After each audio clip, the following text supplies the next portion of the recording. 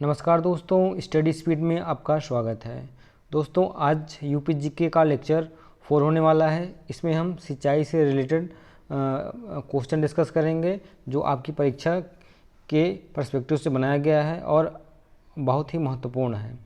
इसमें आपके यूपीपीसीएस और यूपी से होने वाले सभी एग्जामों में 4 से 5 क्वेश्चन का जो है क्वेश्चन पूछा जाता है। 4 से 5 क्वेश्चन कम से कम पूछा जाता है। तो चलिए शुरू करते हैं।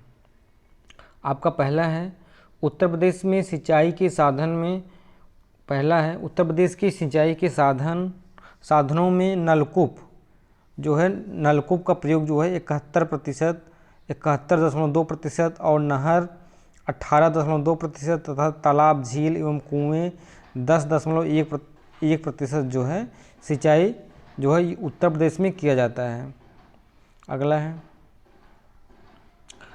अगला है सिंचाई के लिए सर्वप्रथम 1830 में पूर्वी यमुना नहर का निर्माण हुआ और 1840 से 1854 ऊपरी गंगा नहर का निर्माण हुआ था। आगे है, प्रदेश की पूर्वी भाग में नलकूपों की गहनता का सर्वाधिक है।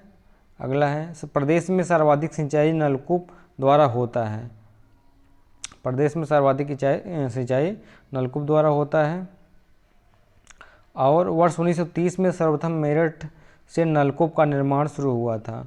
निःशुल्क बोरिंग योजना वर्ष 1985 में शुरू की गई थी। अब हम बात करने वाले हैं प्रदेश की प्रमुख नहरों के बारे में। अक्सर परीक्षा में पूछा जाता है।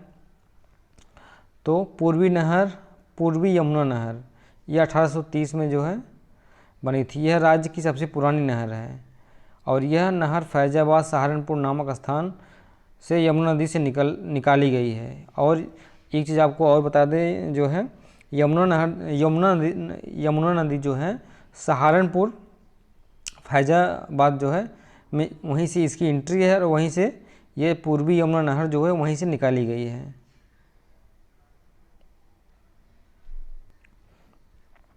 अगला है ऊपरी गंगा नहर यह 1840 से 54 में बनी थी। इसे हरिद्वार के समीप गंगा के दाहिने किनारे से निकाली गई है जो है।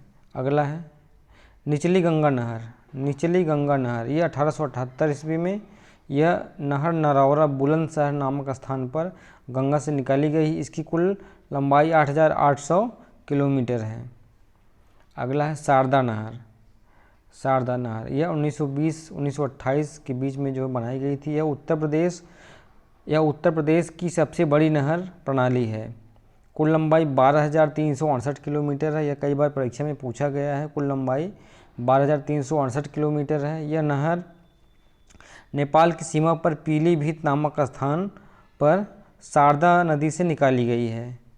आगे है, अगला है रानी लक्ष्मीबाई बांध नहर। यह नहर जो झांसी के जिले में बेतवा नदी पर माता टीला नामक स्थान पर बनाई गई है।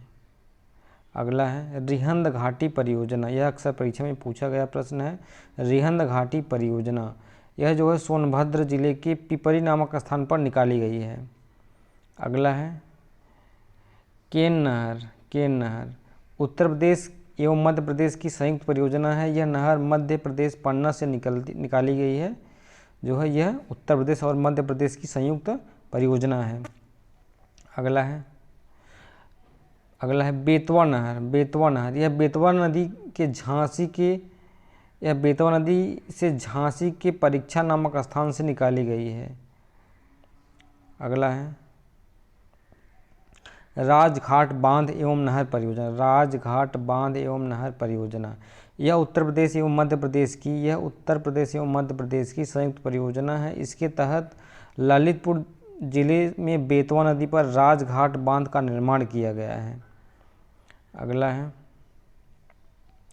हथनी कुंड बैराज यह 5 राज्यों की संयुक्त परियोजना है। यह सहारनपुर के पास यमुना नदी पर 1872 में इसे बैराज का निर्माण हुआ था। अगला है 1878 में बाढ़ से क्षतिग्रस्त हो जाने की वजह से जल बंटवारे को लेकर समझौता हुआ। और 12 मई 1994 को यह समझौता हरियाणा, हिमाचल प्रदेश, उत्तर प्रदेश, दिल्ली, राजस्थान के बीच हुआ। अतः 1994 में एक नए हथनी कुंड बैराज की नींव रखी गई, जो 1999 में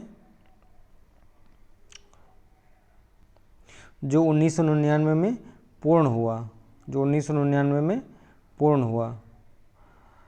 इसे नया ताजे वाला बैराज भी कहा जाता है। अब अगला है बाणसागर बांध परियोजना। इस बांध के द्वारा उत्तर प्रदेश, मध्य प्रदेश एवं झारखंड को मिलने वाले लाभ का अनुपात 1:2:1 है। अगला है यह मध्य प्रदेश शहडोल जिले में सोन नदी पर निर्मित है। अगला है गोकुल बैराज परियोजना। यह जो है आगरा और मथुरा की पेयजल समस्या के निदान हेतु इसका निर्माण किया गया है। अगला है लव कुश बैराज। यह कानपुर नगर को पेयजल उपलब्ध कराने के लिए निर्माण किया गया था। अगला है आगरा बैराज। यह आगरा को पेयजल उपलब्ध कराने हेतु निर्माण किया गया था। अगला है गंगा जल परियोजना। यह पेयजल के लिए दिल्ली नोएडा बाईपास के समीप प्रताप बिहार में निर्माण हुआ था। नोएडा और गाजियाबाद को इससे लाभ होता है। अन्य तथ्य देख लेते हैं। अन्य तथ्य प्रदेश में कुल बोए गए क्षेत्र का लगभग 28% भाग असिंचित है। प्रदेश में कुल बोए गए क्षेत्र का लगभग 28% भाग असिंचित है। अगला है उत्तर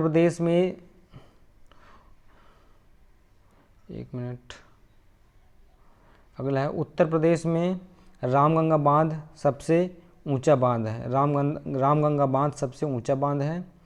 अगला है अर्जुन बांध से लाभान्वित होने वाला जिला हमीरपुर है। अगला है प्रदेश में नहरों की सबसे अधिक लंबाई रायबरेली जिला में है। अगला है प्रदेश में नहरों की सबसे कम लंबाई ज्योतिबा फूले अमरोहा के जिले में है। अब हम इसमें बात करते हैं प्रमुख झीलों के बारे में। तो झीलों के बारे में आपकी परीक्षा में झीलों के बारे में भी क्वेश्चन पूछ लिया जाता है। तो फूलहर झील या पीलीभीत गोमती नदी की उद्गम फूलहर झील से होता है। हम गोमती नदी की उद्गम स्थल की बात करें तो यह फूलहर झील से गोमती नदी का उद्गम हुआ है। अगला है बखीरा झील। यह संत कबीर नगर में है। करैला झील लखनऊ में है। गोविंद वल्लभ पंत सागर यह सोनभद्र में है। गोविंद वल्लभ पंत सागर यह सोनभद्र में है। अगला है औंधी ताल, यह वाराणसी में है। लौंधी ताल यह सुल्तानपुर में है। औंधी ताल वाराणसी, लौंधी ताल सुल्तानपुर में। देवरिया ताल कन्नौज में है। रामगढ़ ताल गोरखपुर में है। और बड़ा ताल गोखुर यह जो है शाहजहाँपुर में है। बेंती नैया झील प्रतापगढ़ में है। जारको जलाशय मिर्ज़ापुर में है।